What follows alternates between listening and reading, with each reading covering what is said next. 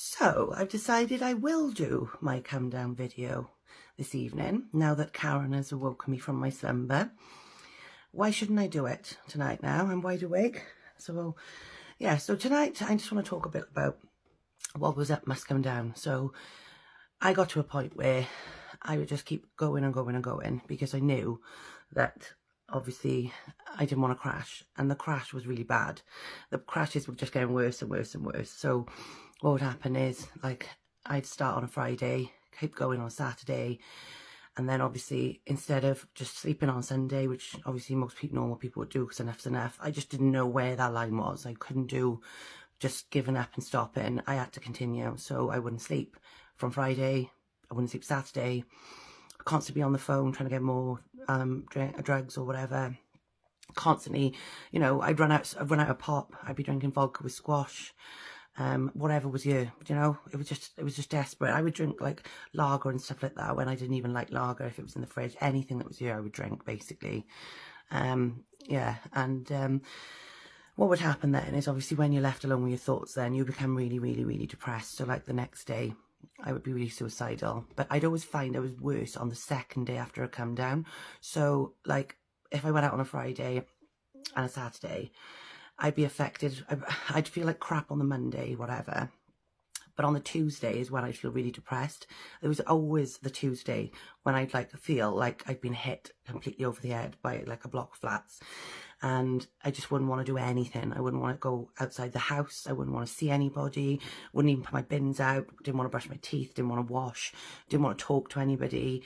Yeah, I was just like, I became like a recluse. And I knew it was getting really bad because as time went on, it was taking me longer and longer to recover, like from having a sesh. So instead of like springing out of bed like you do in your early 20s and whatever, and it's not age related, this is the amount that I was drinking and taking, it was taking me halfway through the week, and I lost all my personality, and I got to a point where I only sort of felt like myself when I'd had a drink and had a line. So I had no personality left. It sucked the life out of me completely, and I just didn't have anything to talk about other than drugs, because drugs occupied my mind all the time.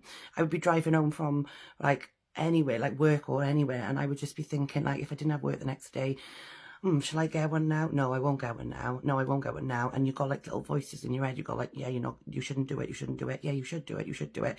I'd always let the you should do it win.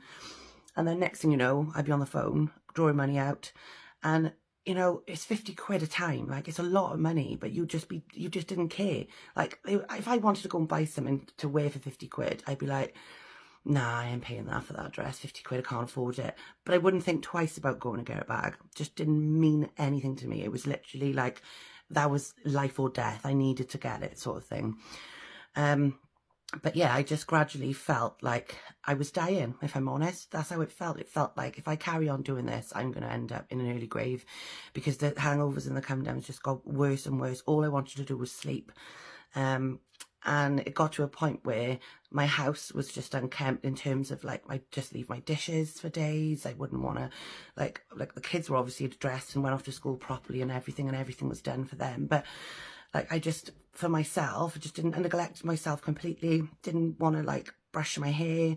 I mean, my hair was falling out in clumps, and I used to say, like, think there was something wrong with me.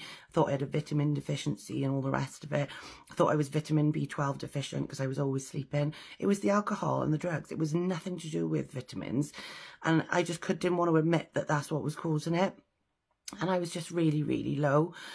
And yeah, it's halfway, like, I don't know, say I got to Tuesday and I felt like crap on a Tuesday and I didn't have the kids, I'd be like, okay, yeah, get another bag.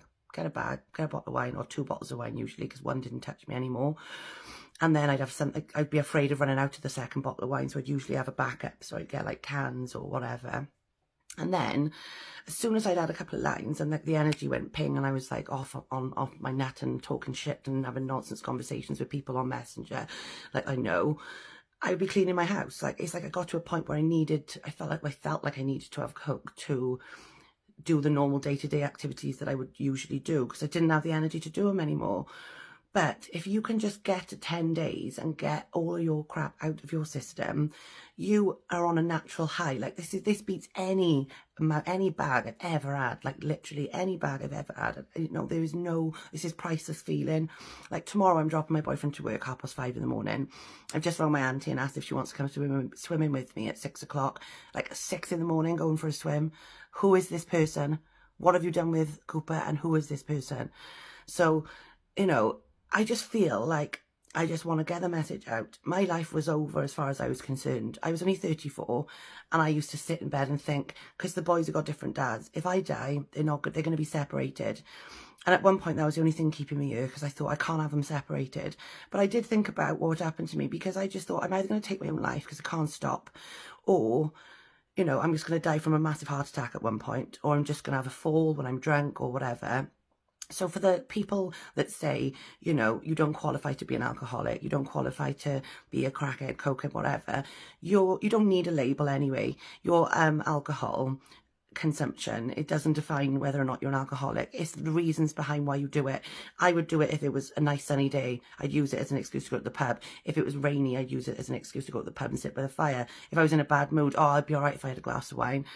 You know, and it became, I'm going to do this because of, and I used to always use drink as a crutch. And even my boyfriend would say, oh, there's nothing wrong with you, you just want to drink. And he was right, 100%, completely right. But the come downs were so bad, and they will get worse if you don't stop. They will get worse. Your consumption will increase because it doesn't do what it used to do. You're chasing that first high, you're not going to get it. You're not going to get it.